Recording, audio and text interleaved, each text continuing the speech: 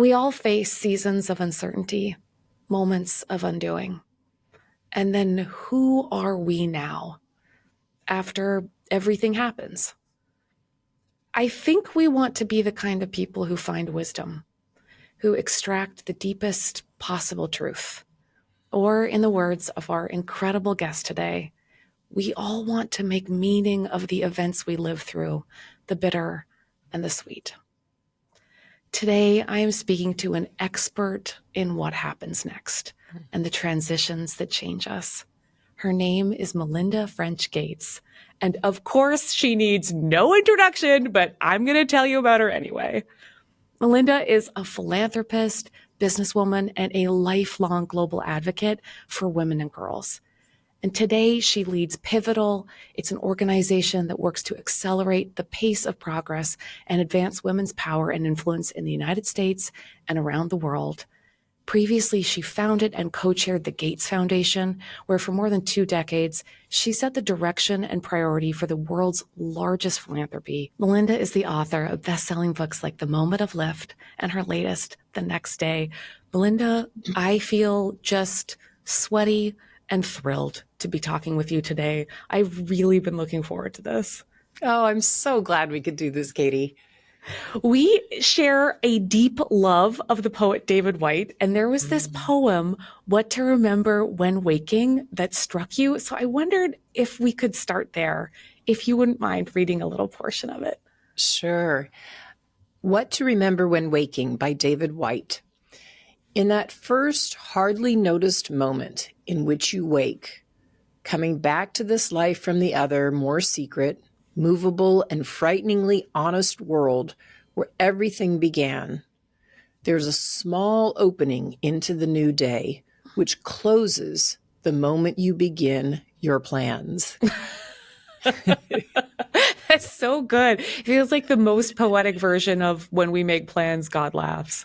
Yes, exactly. There's such a, it's funny. I imagine just at any age, we look back at plans we made and we think, wow, we really had certainty for a moment there. Yeah, I think there's some plans you make that you're like, whoa, that actually came true. Yes. But then I feel like there's so many things that happen in life. And if you let them, they take you in a different direction than you expected. And they end up being so incredibly beautiful. Yes. Right. If we just give up on maybe some of that inflexibility. Ugh. Yes, man. Because there's so many kinds of transitions, and you offer us a lot of different ways to think about the moments where you're kind of just swept away on the terrible tidal wave of whatever happens to you, and then these moments of real decision. So I wondered if we could start at the beginning with young Melinda. You had big ambitions, especially for a young woman in Texas. And ambition is not something that is often celebrated in women, but your parents didn't just tolerate it. They really encouraged it. So what kind of belief did that plant in you? Yeah, I was just an incredibly lucky child. I mean, to grow up in a loving family with my mom and dad. I had 3 siblings, an older sister and 2 younger brothers. And my parents told all of us often, you will be college going and you can go anywhere you want to go and that you can get into in the United States, and we will pay for it. We will figure out how. And, we could all see that wasn't going to be easy for my parents. So just the fact that they constantly reminded us, you can go anywhere you want to go, that alone was a powerful statement. And then again, I also had a father, which was amazing, he worked on the Apollo space missions. So talk about being on the cutting edge, right? But the most important thing he did, and I don't even know if he knew he was doing it at the time exactly, but he often talked about the female mathematicians that he would bring onto his team on purpose, because he said his teams were better when they had female mathematicians. Yeah. So I could see that, women could achieve amazing things. And my parents said, you should set your sights high. Man, that horizon is so hard to imagine for ourselves sometimes. And your dad, Ray, something he said, it really reminded me actually of something that Coach K sometimes says about being a coach. He said maybe part of the goal of being a coach is that you can see greatness in your players that they might not fully recognize. And it sounds like your dad was just like that, like tremendously hopeful on your behalf. He was, and he helped us on our paths. So for instance, my sister and me, he could see that we were both good at math. And when the teacher at my high school brought in 5 Apple II computers to the high school at a very early time, he went out and bought actually an Apple III computer for our home, both to keep the books on. My parents were running a small real estate business by then to have the money to put us through college while my dad had his full-time career. But it was both to keep the books on that computer, and he taught my sister and me how to do that. We knew the flows of money, what was coming in and out, but also so I could program. And that just made it all the more possible for me to see, oh, this is something I really enjoy, even outside of the classroom, which ultimately led me to want to have a degree in computer science. I think just for that one brief moment, we had exactly the same life. I had a dad who was obsessed with the idea that I would do something and maybe be a historian because he was a historian. And then he got me an Apple IIc. And then it was all over. I mostly, but like while you were forging the future, I was playing Oregon Trail mostly. I am talking to you here from Duke University, and that's the school you fell in love with. I wondered what drew you to Duke in the first place. Quite honestly, what drew me to Duke was a gleaming, brand new at the time computer lab. It was 1982, and they had just gotten a big grant from IBM. And so they had all these IBM personal computers. And I was like, wow, they have a lab. They're on the cutting edge. I want to go here. Oh, like, this is a place I could study the thing that I really want to study, which is computer science. Wow. It's not easy to find your way in a career path that is typically dominated by men. And there was really like a transition that you had to make into computer science here at Duke. I wonder what kind of belief and supports helped you believe that you could do it. Like you could do it, when so often there's moments where we're just like, well, I guess maybe somebody else has got to figure it out. Yeah, I got to Duke and I was so excited about computer science. But then I got into my first freshman class in computer science, and I have to admit, the professor was so monotone and just sort of would drone on.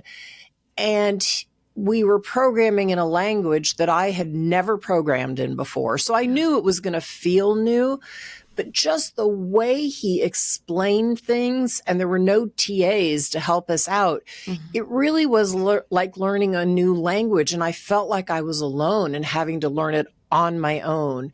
And so it was only in kind of leaning back on my supports, like my dad. I knew my dad believed I could be good in computer science. And when I needed to, I could lean back on my old high school teacher and remember the things that she taught me. So I got through freshman year. And then by sophomore year, I stumbled into my programming buddy, who would continue to be my programming buddy, a guy named David, for the rest of my time at Duke. And we programmed together. And the problem set would come out. We'd meet in the cafeteria, and both of us were just out of our minds, like no idea, either one of us, where we were going to start on this thing. Yeah. But, we'd start talking it through and nerding out and kind of figure out a path here, figure out a path there, and then go off and then come back together. And I didn't even realize then that what I was forming was a team. It was a 2-person team. And then later I programmed on teams, even in college. And so by the time I got to Microsoft, I was sort of used to leading in an all-male environment because I'd had so much of that starting sophomore year of computer science, when the young women would drop out after freshman year. And then I kind of had to just learn and feel my way through my leadership style then in a very male-dominated industry. But I knew I was better when I was on a team, and I knew a team was better when I was on it, and I knew I was good at leading teams. And that Oh. eventually carried me through even into my career when I had doubt. I wonder if there was something there too from like attachment theory about how in times of insecurity, we think we have got to step further out into risk and bravery, but actually we can lean back into our support systems. We lean back into our like webbing, and then it gives us the security we need almost like to be more ourselves than if we were alone. Yeah, because I think others around us have a perspective on us that we sometimes lose about ourselves. I often feel like if I'm doubting myself or I'm anxious about something, I actually feel like I'm falling backwards. And what I've said to my kids and others and coach myself in my head is I have to lean forward into that network of support. It's all there, but I have to push myself a little bit to cross over and to reach out to somebody, you know, be it on text or be it a lot of times in person. Then you can lean into that support. And I do think we need each other. Like human beings, we need one another. And we often like to think, oh, especially in the US, we're this go it alone culture, you know, this rugged individualism. Yes, I'm an individual. Yes, I can be very independent. But by and large, we need one another. And we're better when we're in community with others. We just sometimes forget it. Yes. Oh man, I could not agree more. I think one of the great gifts of this community around Everything Happens is when people experience like transitions or fragility or suffering, they were changed, but not always, you know, stronger, better, faster than we were before. We're just changed. And in those fissures, you know, it can be so easy to imagine we're a less lovely version than we were, when actually we usually just figure out that we really just mostly need far more support than we imagined. I had a friend who, when I was going through one really difficult time in transition, and just a few people knew, but this one female friend knew, she gave me this beautiful heart. And it was completely imperfect. Like it had all these little cracks and holes and things in it. And she said, look, this might be your heart right now, but look how beautiful it is. And it's always going to have in the future that wear and tear. And look how beautiful it is. And it helped me realize, you know, there is not some like perfect molded heart or perfect being. Like part of what makes us who we are those cracks and fissures.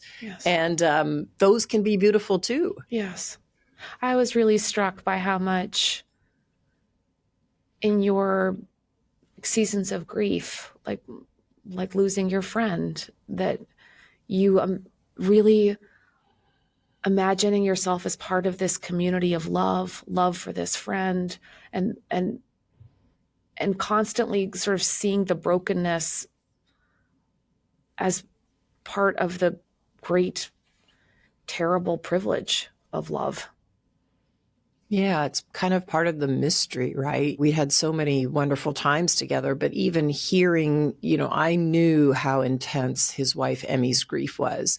And hearing her speak that out loud at the ceremony for his life and saying, look, this isn't something I will ever get over. It will always be this hole for me, she said. But I also know it's going to fill up with other joyful things.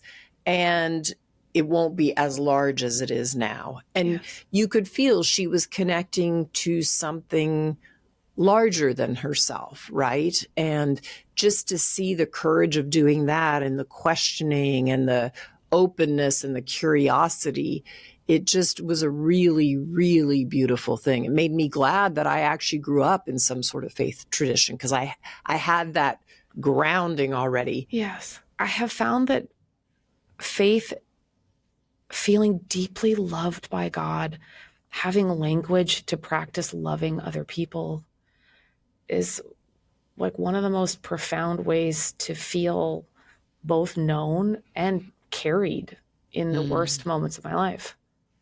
Yeah, there's a holding there, right? That you feel like, okay, I can lean in to this or be held by this, no matter what happens. Like, we are all going to die one day. That is just the truth of this life. And I will say, I often now find that certainly in connection with a deep, deep, deep friend, an intimate friend, right? I love the musical Les Miserables. And one of the closing lines is, to love another person is to see the face of God. And I often think that is, and like the love of a parent and a child, or a mom and an infant, a dad and an infant, that connection, that is love, right? That runs through the universe. So I often find it in the connection with a friend or a loved one. And I find it also in nature, right? Nature is so beautiful and mysterious how, all these pieces came to being, and so sometimes in moments of intense grief, I can often look at a sunset or, a gorgeous mountain that's been there for absolutely centuries and think, okay, well, gives you perspective. My little drama is a little drama. And yes, it's very, very, very sad to me, but wow, even when I'm gone, that mountain's still going to be there. There's just something comforting, at least for me, in that. Yes. Your love for your kids is so palpable. I wonder, you described those first moments where you realize like, oh my gosh, now my world has a single point of spinning and it's my love of you. Mm-hmm. How did you, who did you become loving your kids so absurdly much? I can only speak to my own journey, which is just, it helped me reach to the better parts of myself constantly. And when I wouldn't be in my best mode, boy, I didn't like the pieces of me that came out. And like, we all have those pieces in us. We have, goodness, and we have not, not great parts of ourselves. But when the contrary pieces would come out, I was tired, I was short with a child, because of something going on inside of me. Boy, did I want to work on those really fast and try and, eliminate them as much as I could, because I knew that wasn't good parenting. But I think parenting calls you, it's so difficult and it's so intensely joyful. It calls you to be your best self. Patience is not a word I would use about myself at all. And my kids would tell you, I am not the most patient person in the world. Like, I knew my calling was not to be a teacher. Like, I could not be a teacher. But boy, did I have to call on those reserves and try and be patient as a mom. Yeah. Could I always achieve it? Definitely not. Yeah. And so I talk about in this book, The Next Day, like, also dropping some of that perfectionism about parenting. It wasn't serving me. It wasn't serving the kids well. When I finally learned the concept from this psychologist who writes about it, Dan Winnicott, that a good enough parent, it was like, oh, yeah. I am a good enough parent. And that I knew I was. Totally. Man, that good enough parent concept, that has been really helpful, like, frankly, for my faith too. Like, I wrote a devotional book called Good Enough because it came out of a hilarious, like, meh, like, spiritually good enough, because good enough was better than like optimization, perfection, the sort of like one spectrum, I think, of the pressure placed on women in particular to then model this very Instagram good, better, best. So I really like your description of the kind of like, man, there's traction there if you can just lower the bar to the right place. Yeah. I have a really good friend who is a pastor and leads a bunch of different groups. And she's in one of my spiritual groups. And one of the things she often says is, do what you can, not what you can't. Yes. So if you've got, 5 minutes a day to meditate or pray, yes, I would love it to be an hour, but that's just not realistic, many days. So do what you can, don't do not what you can't, and feel good enough about that. And then maybe the next day it's 10 minutes and maybe the next day it's back to 5, right? But at least I'm putting what I call drops in the bucket right? Yes. And they do add up. You keep putting a drop in a bucket, over time, that bucket's pretty full, Yes. right? Yes. I totally agree. When you say that too, that reminds me of Nicholas Kristof, who has that same vision. Was it Nicholas Kristof who was one of the first people that helped kind of like inspire your curiosity about a certain kind of philanthropy? Am I remembering that right? We read an article that he had penned about diarrhea and rotavirus Yeah. and killing so many children. And so he's one of many, but he is one that, kind of opened our minds to start thinking differently about, oh, maybe there's something we could do about this Yeah. as a foundation. Because that requires a lot of courage to just say, well, of course, in the face of the world's deep dysfunction, we feel so helpless. But to get into that framework of like curiosity, small action, and a lot of partnership, partnership has been, it sounds like your overarching model for how you imagine solving these problems. You can't get anything done without being in partnership with somebody. You just can't, and look, these are, big, intractable societal problems, whether it's a social norm you're trying to shift, like equality, or whether it's trying to solve a disease like malaria, which we were doing in the developing world. Wow, it takes so many partners on the ground and around the world. Any action that we take has an effect on other people. And you can decide that you want to affect change as an individual in your community. And that can make a huge difference on a child's life, on tutoring somebody. Or you can also make a contribution at a large scale by either driving the change or contributing to the change, or you see a great partner doing amazing work that they're trying to do and you support them, right? Either mentorship, coaching, or maybe dollars, right? There are lots of ways to affect change in our world. You've had a passion and a focus on the contributions of women and girls and wanting to make sure that resources, when given out, are equally distributed. I wondered if you could just tell me about Pivotal and this passion you have for supporting the wellness of girls and women worldwide. Yeah.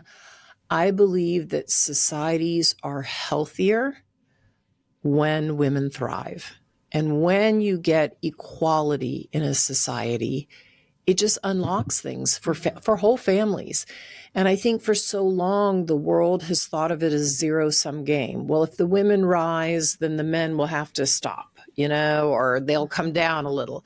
No, both can rise together because the pie gets larger. You see it in many societies around the world that when women start to get closer and closer to equality, children thrive, they're better educated, the families end up being wealthier, new things are created.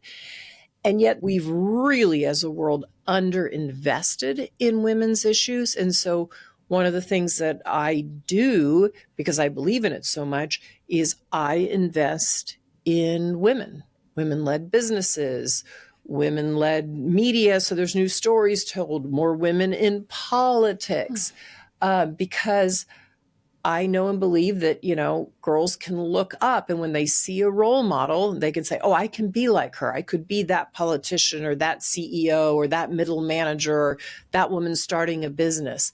But we just don't have enough role models yet. We don't have societies where there are enough women who are equal to men. And yet I do think we will be better off as a world when we get there. There's some transitions that we want. And then there's some transitions that we don't want.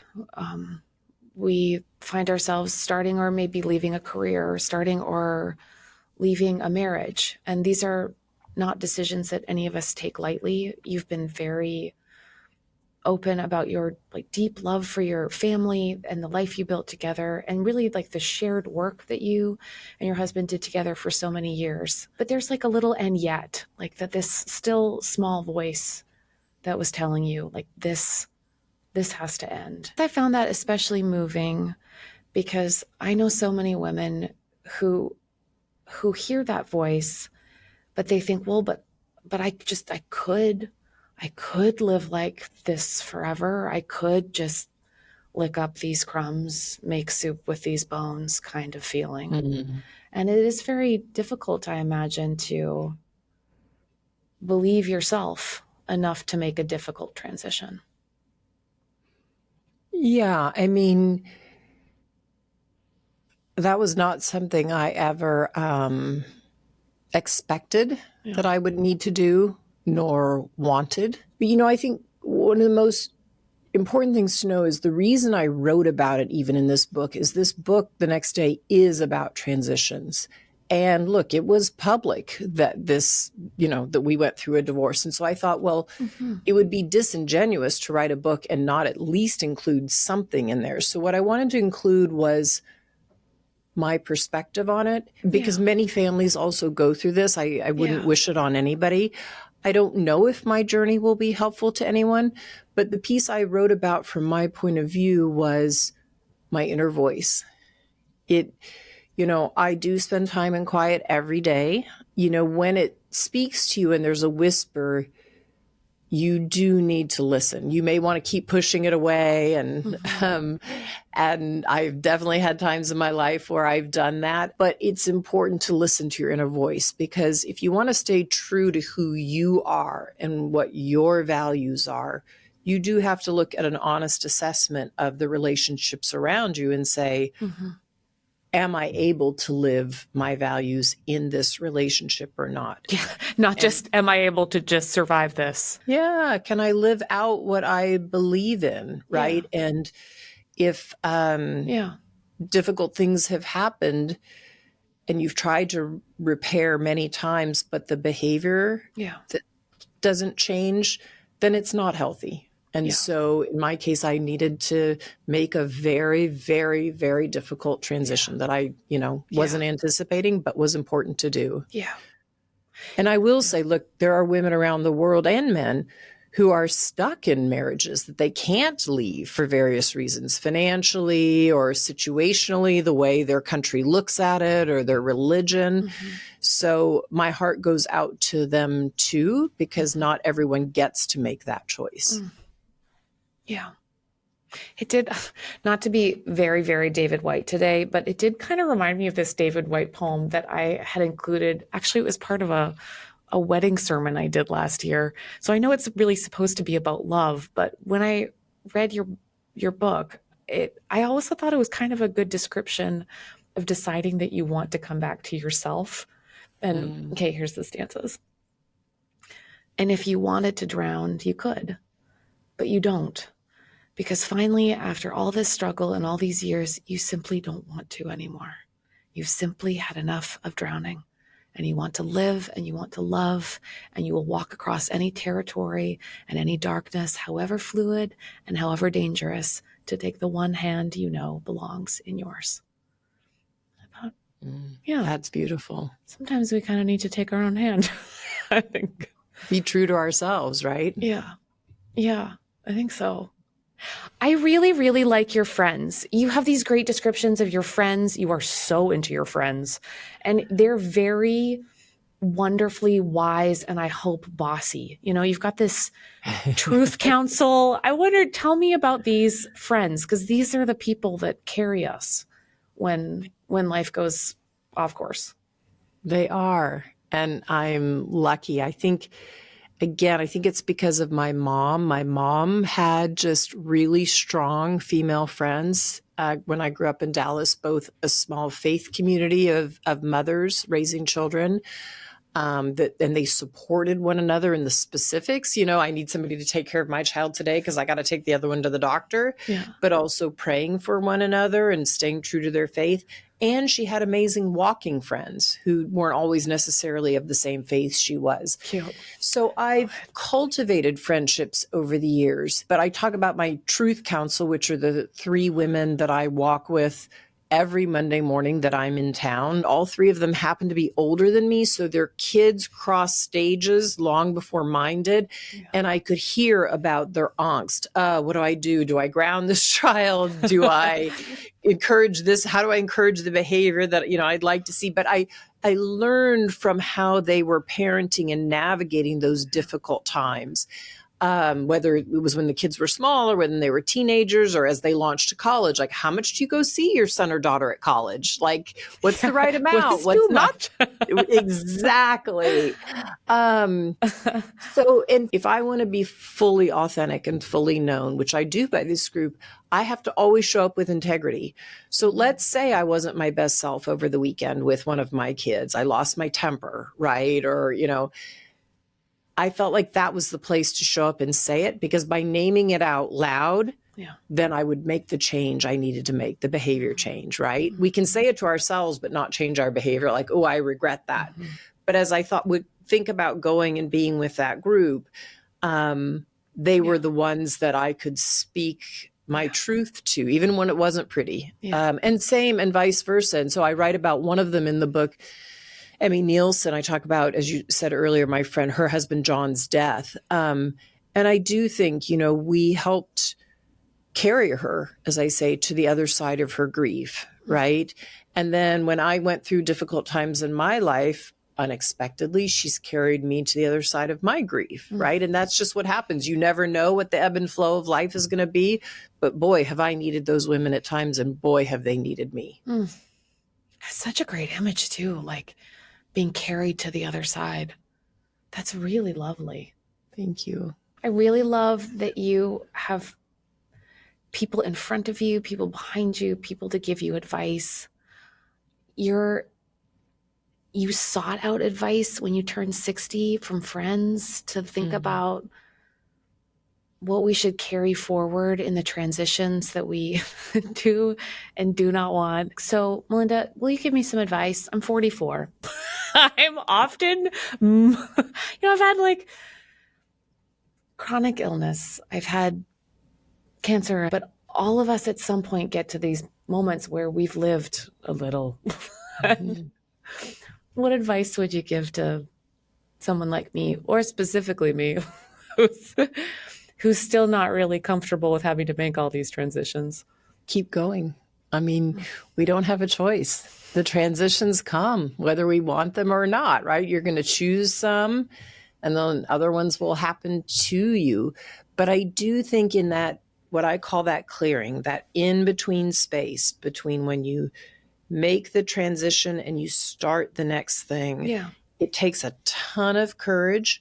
But when you can sit in that space, in that clearing, there is so much growth to be had. And as long as you can have the perspective that, remember, when you get to the other side, there's going to be a lot of beauty, or there's going to be a new career. And that still may be scary because you have to learn new things. But there is immense learning in that in-between space. And the more you practice staying in that in-between space, some spiritual teachers, as you know, even call it liminal space.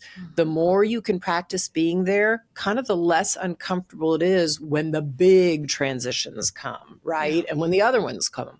Yeah. So maybe we'll never be a liminality expert probably, but a liminality tolerant. There you go. Yeah. Yeah. Linda, you're so